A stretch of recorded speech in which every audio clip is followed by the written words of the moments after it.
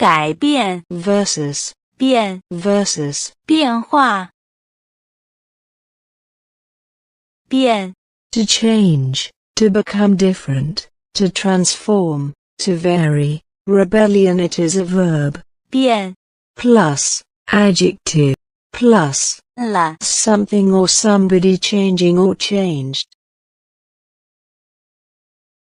他变成熟了 He's become quite grown up.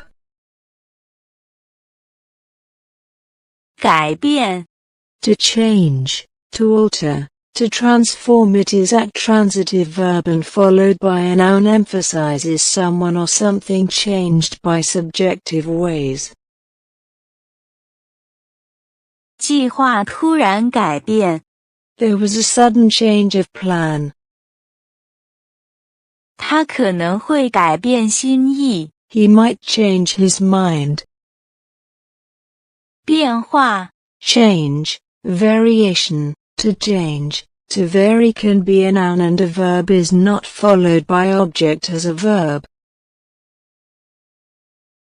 情况发生了很大的变化 The situation has changed a lot.